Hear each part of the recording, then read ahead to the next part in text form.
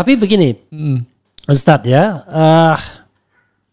artinya sampai kapanpun Ustadz tidak mau dipanggil ke istana? Enggak. Atau karena rezim ini aja?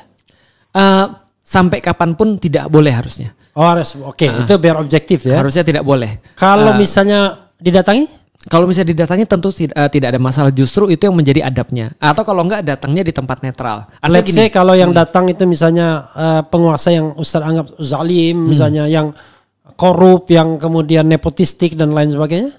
Jangankan korup, Prof, yang datang ke tempat saya tuh ada yang murtad, Oke. ada yang berzina, Oke, ya. ada yang melakukan segala macam. Justru karena itulah kita harus membuka pintu kita pada semua orang. Oke. Karena kenapa?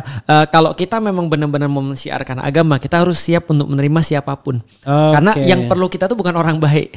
Justru yang perlu kita tuh adalah orang-orang yang mungkin belum baik. I see. Walaupun kemudian fitnahnya akan banyak juga kan? Enggak sih, kalau didatangin enggak. Makanya saya saran, saya pernah diminta saran pada beberapa ulama, gimana kalau diundang? Saya bilang gini, kalau diundang mendingan cari tempat yang netral, jangan ke istana. Karena yang problematik itu menurut beberapa dalil adalah kita datang ke istana.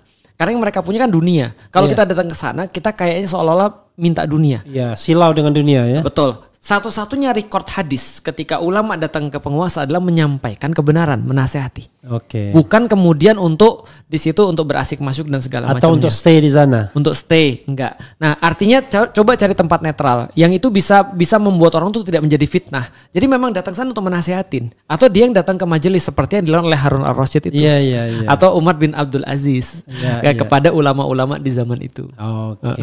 Jadi jelas ya para penguasa ya, jangan datangkan ulama lalu kemudian Anda ceramah-ceramahin, bukan terbalik kan? Anda ceramahin lalu Anda siapkan amplop buat mereka. Itu mungkin tapi ini balik lagi ya. Ini balik lagi, ini bukan sebuah harga mati ya. Ini pilihan keyakinan aja. Artinya kalau yang lain misalnya pergi ke istana, bukan berarti kemudian kita menyalahkan mereka. Itu pilihan hidup mereka. Tapi ini ada yang menarik. Cak Nun tuh pernah bilang, Prof. Jadi Cak Nun tuh pernah bilang begini. Menjelang akhir-akhir, jadi gini, setelah Soeharto itu sudah nggak ada, anak-anaknya Pak Harto ini manggil Cak Nun. Dan anak-anaknya bilang, ini menurut Cak Nun sendiri yang saya dengar, entah kalau salah ya, kalau salah koreksi aja. Anak-anak tuh bilang, kenapa kami manggil Cak Nun? Karena bapak kami berpesan, kalau ada apa-apa setelah saya nggak ada, minta Cak Nun datang. Nah terus ditanya kenapa alasannya? Minta Cak Nun datang. Cak Nun datang untuk ngobrol.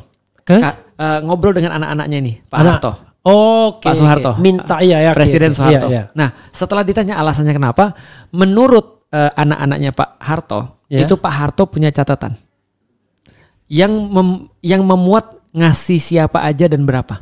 Iya. Maka pesan bapaknya kepada anak-anaknya adalah sesuatu pesan yang bagus menurut saya. Jangan pernah percaya orang yang punya kepentingan. Ketika orang-orang lain ngeritik saya, begitu kemudian saya minta mereka datang dan saya kasih uang ini ada catatannya, mereka diam. Tapi Cak Nun kritik saya, nggak ada kepentingan. Itu yang kemudian membuat Pak Harto minta anak-anaknya untuk nyari Cak Nun, bukan yang lain. Nah, maka bisa nggak sih kita menjaga integritas itu? Jangan sampai ada konflik of interest. Ketika kita menyekolahkan anak-anak kita aja, setelah kemudian anak itu sudah selesai keluar daripada sekolah, kita baru ngasih hadiah buat gurunya sebagai rasa terima kasih. Bukan ketika dia lagi ngajar kepada anak-anak kita. Karena khawatir konflik of interest, hati nggak ada yang tahu. Nah inilah perlunya kemudian hukum Islam kan gitu kan ya. Islam mengatur betul soalan itu. Itu sih sebenarnya. Oke, Ustadz luar biasa ya. Banyak betul-betul kita crossing di 2 jam. Closing statement, Tad. Closing statement. Jangan pernah untuk merasa bahwasanya semua itu sia-sia. Karena yang dilihat di dalam Islam itu adalah proses bukan hasil.